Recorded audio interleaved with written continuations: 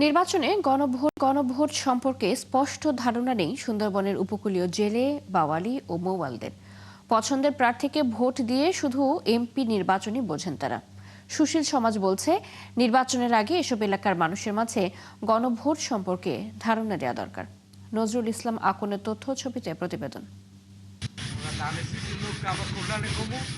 হ্যাঁ না ভোটে সচেতনতা নেই বাগেরহাট ৪ আসনের সুন্দরবন তীরবর্তী এলাকার জেলে বাওয়ালিদের মাঝে। তাই জাতীয় নির্বাচনে পছন্দের এমপি প্রার্থীকে নির্বাচিত করাই তাদের লক্ষ্য। মোরেলগঞ্জ এবং শরণখোলা দুটি উপজেলা নিয়ে গঠিত বাগেরহাট ৪ আসন। এই আসনের প্রার্থীরা নিজ নিজ দলের প্রতীকে প্রচার চালাচ্ছেন, কিন্তু হ্যাঁ না ভোট সম্পর্কে তাদেরও তেমন মাথা ব্যথা নেই।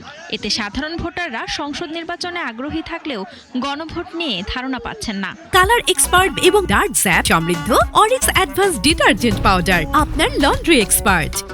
এই হানা ভোট মানুষ কিভাবে দেবে? আমাদের গ্রামের অঞ্চলের লোকগুলো হলে বোকা, লেখাপড়া জানে না, কেউ টিপ দেয়, কেউ শুধুমাত্র নাম রাখতে পারে, ওই পাতাটা পড়তেও পারবে না, পড়ে বুঝবে না। এখন ভোট ওরা হাই দেবে না নাই দেবে না বুঝতেছে না। এইটা প্রসঙ্গটা অবশ্যই হওয়া উচিত। যাকে জিজ্ঞেস করা হয় তারা বলতেছে যে এই সম্পর্কে আমরা জানি না।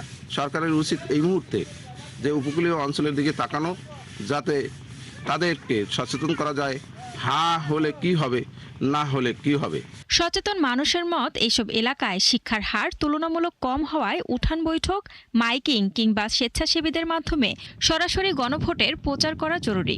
এই হানা ভোট, এটা আমরা বাস্তবতা জানি না যে এটা কি হবে, কি ওই দিলে কি হবে না হবে, এটা আমরা বুঝি না।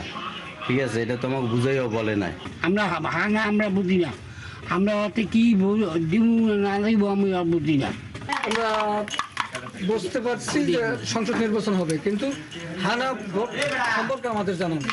বাগেরহাট ৪ আসনে বিএনপি প্রার্থী বাবু সোমনাথ দে ও জামায়াত প্রার্থী অধ্যক্ষ আব্দুল আলিমের হাড্ডাহাড্ডি লড়াই চলছে।